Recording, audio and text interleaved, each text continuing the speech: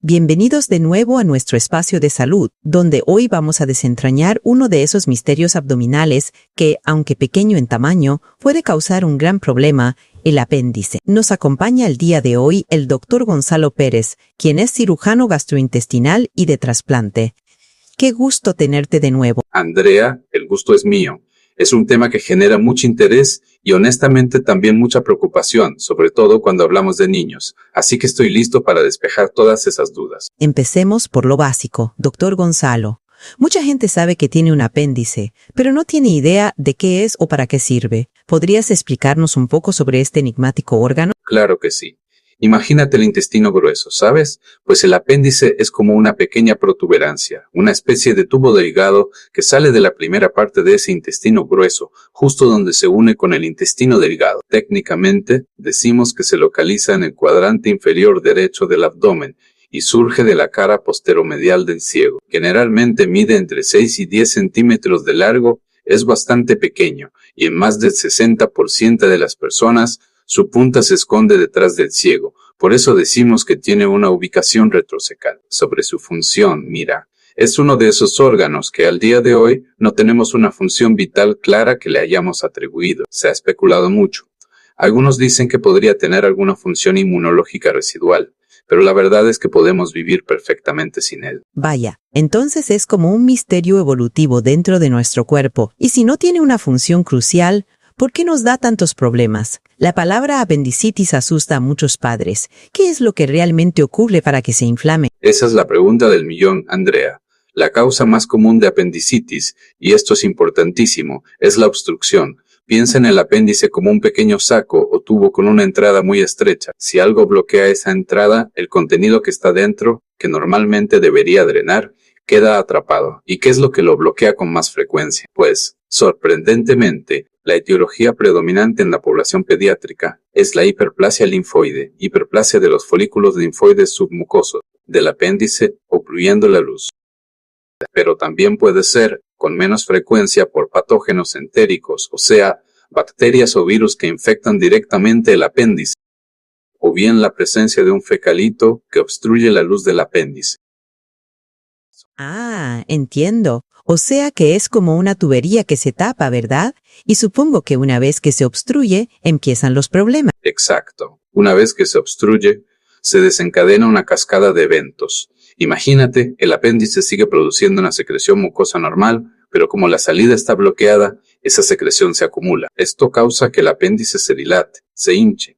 Esa distensión a su vez favorece el crecimiento de las bacterias que normalmente viven en el intestino y que ahora están atrapadas. Empieza una congestión venosa, la sangre no puede fluir bien, y todo esto lleva a una inflamación de la pared del apéndice, lo que llamamos inflamación transmural. Al principio es una apendicitis aguda, luego puede progresar a supurativa con pus. Y si no se trata a tiempo, ¿qué ocurre? Si no se trata, la presión dentro del apéndice sigue aumentando, la inflamación empeora y la falta de flujo sanguíneo provoca lo que llamamos isquemia, que es la falta de oxígeno en los tejidos. Esto puede llevar a microperforaciones, pequeñísimos agujeros en la pared del apéndice, lo que ya se conoce como apendicitis gangrenosa.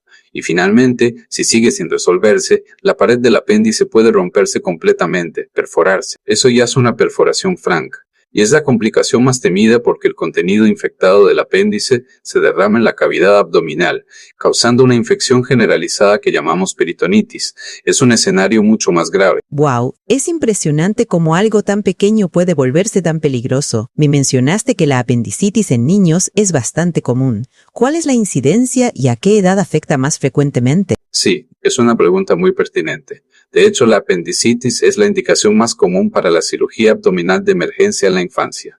A nivel mundial, es algo que vemos con bastante frecuencia. En Estados Unidos, por ejemplo, la incidencia en niños pequeños entre el nacimiento y los 4 años es de aproximadamente 1 a 6 casos por cada 10.000 niños al año. Pero fíjate qué interesante. Esa tasa aumenta significativamente de 9 a 28 casos por cada 10.000 niños cuando hablamos de menores.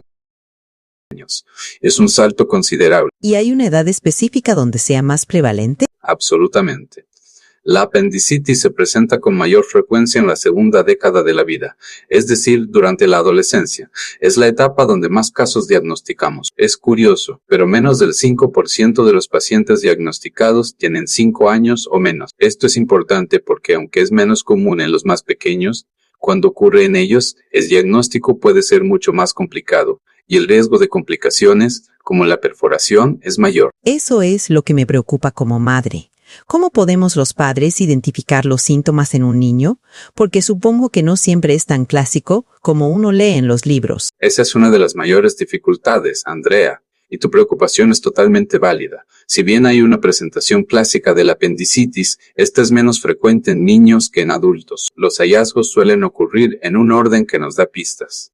Primero la anorexia, o sea, la pérdida de apetito. Luego un dolor periumbilical, que es un dolor alrededor del ombligo, que suele ser el síntoma temprano. Después los vómitos, que típicamente aparecen después de que ha iniciado el dolor, no antes. Y lo más característico, la migración del dolor al cuadrante inferior derecho, justo donde se localiza el apéndice. Y finalmente una fiebre leve, que comúnmente aparece 24 a 48 horas después del inicio de los primeros síntomas.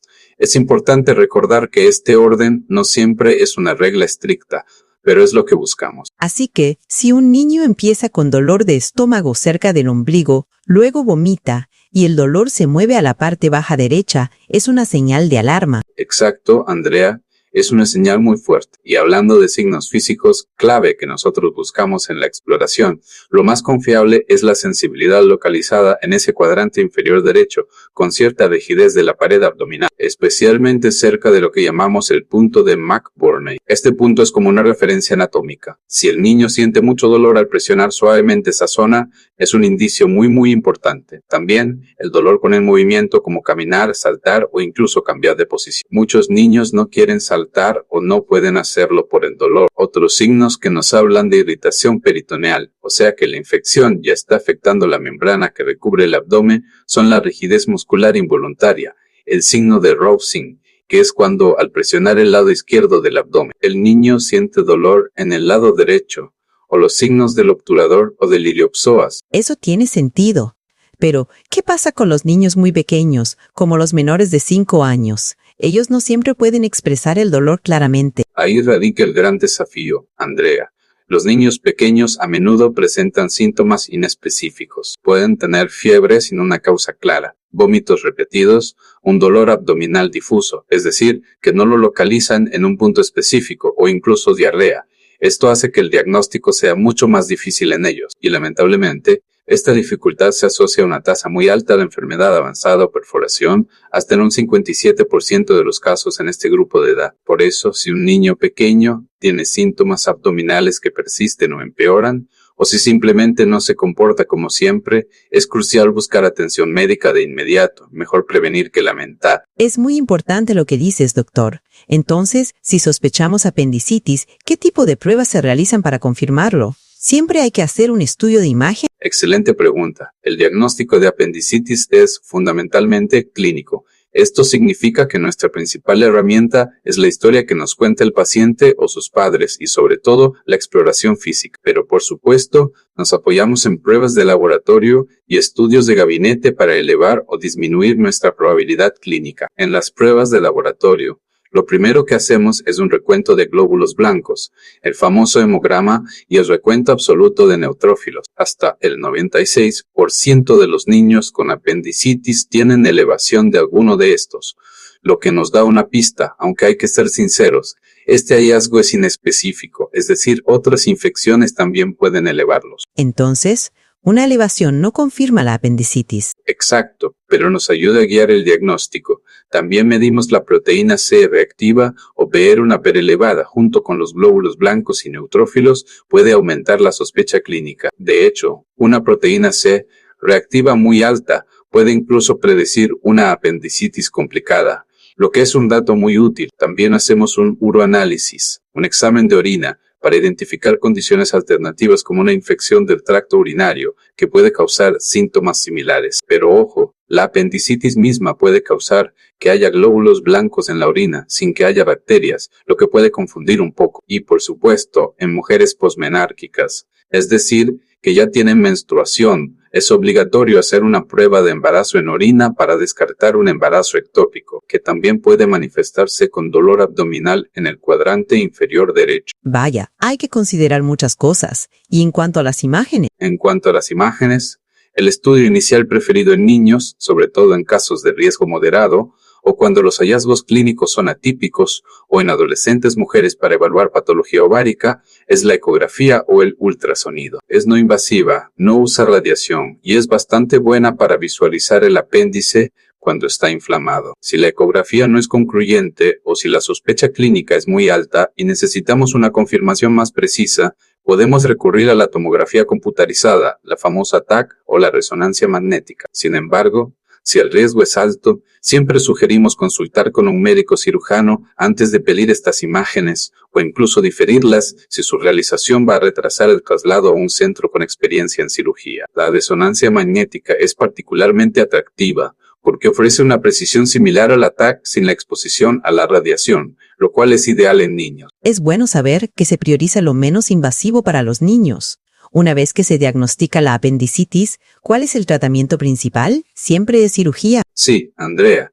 Para la gran mayoría de los niños con apendicitis, el tratamiento principal y definitivo es la apendicectomía, que es la extirpación quirúrgica del apéndice, ya sea por cirugía abierta o laparoscópica. Esta es mucho mejor tanto para la apendicitis no complicada como para la complicada, porque reduce la estancia hospitalaria, el dolor postoperatorio y, muy importante, el riesgo de infección de la herida quirúrgica. Eso es una excelente noticia para los padres. Saber que la recuperación puede ser más rápida y con menos riesgos. Pero ¿qué pasa si no se detecta a tiempo? ¿Cuáles son las complicaciones de la apendicitis? Las complicaciones son precisamente la razón por la que insistimos tanto en la importancia del diagnóstico y tratamiento oportunos. La apendicitis perforada, es decir, cuando el apéndice ya se ha roto, está asociada a un riesgo significativamente mayor de morbilidad. Afortunadamente, la mortalidad por apendicitis es muy baja hoy en día. Sin embargo, las complicaciones pueden ser graves. ¿Hay diferencia entre las complicaciones de una apendicitis no complicada y una complicada? Totalmente.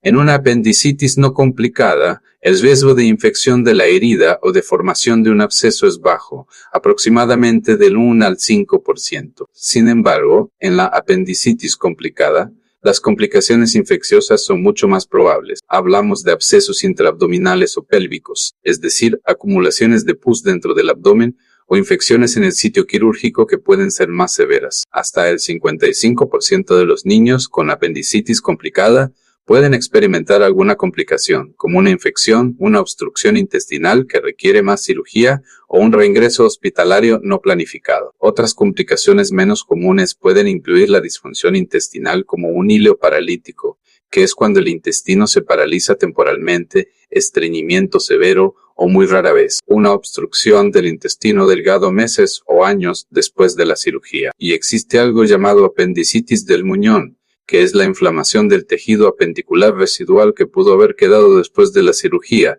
pero es bastante infrecuente. Es decir, las complicaciones son más la norma que la excepción. Si la apendicitis no se trata a tiempo y llega a perforarse, y esto nos lleva a un punto crucial, la automedicación. Sé que es una práctica muy común en algunos hogares, pero en casos como este puede ser realmente peligroso, ¿verdad? Absolutamente, Andrea. Y me alegra que toques este punto porque es vital.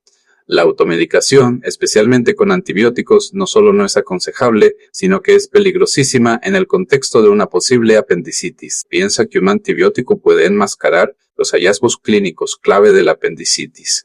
El dolor podría disminuir temporalmente, la fiebre podría bajar, y esto puede hacer que el cuadro clínico sea mucho menos claro para el médico. Es como poner una venda en los ojos al cirujano. Al enmascarar los síntomas, se retrasa el diagnóstico definitivo y cada hora de retraso cuenta. Se ha demostrado que la administración previa de antibióticos disminuye la sensibilidad abdominal en el examen físico y dificulta muchísimo la evaluación clínica por parte del cirujano. Así que, en lugar de ayudar, los antibióticos pueden empeorar las cosas al retrasar el diagnóstico correcto.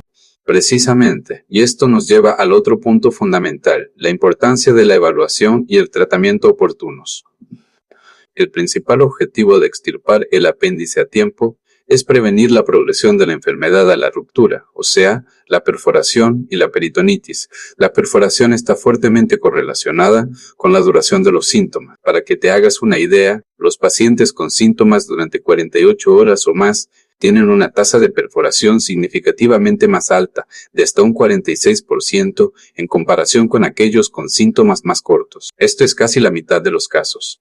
En contraste, si el niño acude a una evaluación oportuna, el riesgo de perforación y las complicaciones asociadas, como infecciones, hilo paralítico y hospitalizaciones prolongadas, se reducen sustancialmente. Es literalmente una carrera contra el reloj. Es impactante esa estadística, doctor. 48 horas hacen una diferencia enorme. Entonces, la moraleja de esta historia es que, ante la menor sospecha, no hay que dudar. Así es, Andrea. La apendicitis en niños es un diagnóstico clínico crítico, y la gestión del tiempo es, sin duda, el factor determinante entre una enfermedad de baja morbilidad con una recuperación relativamente sencilla y una emergencia potencialmente complicada. Los avances médicos han disminuido la mortalidad, eso es cierto, pero la clave entre un caso no complicado y un avanzado radica en la integridad de la pared apendicular. Esa es una barrera que, una vez rota por la demora en la atención, dispara exponencialmente el riesgo de complicaciones infecciosas y la necesidad de hospitalizaciones mucho más largas y complejas. Un llamado de atención muy claro para todos los padres y cuidadores. Exacto. Por lo tanto, ante la sospecha de apendicitis, especialmente si hay una migración del dolor, si el dolor se va al lado derecho del abdomen y síntomas gastrointestinales como anorexia y vómitos, la búsqueda de una evaluación quirúrgica inmediata es una acción de máxima prioridad. Esto es para asegurar el diagnóstico correcto y la intervención quirúrgica oportuna antes de que el proceso inflamatorio se convierta en una enfermedad perforada y avanzada. La vigilancia y la acción rápida son, en este caso, nuestros mejores aliados. Doctor Gonzalo, muchísimas gracias por esta valiosa información. Creo que has disipado muchas dudas y, sobre todo, has resaltado la importancia crucial de la atención temprana. De verdad, esto puede salvar vidas. Ha sido un placer, Andrea. Y recuerda, ante la duda, siempre consulta a un profesional. La salud de nuestros niños es lo más importante. Y los invito a seguir mis redes sociales que aparecen como Cirugía en Puebla, en donde comparto temas de salud de interés, o bien me pueden buscar en Google como Dr. Gonzalo Pérez Chávez. Así cerramos nuestro programa de hoy. Gracias a todos por escucharnos y hasta la próxima, donde seguiremos cuidando de nuestra salud juntos.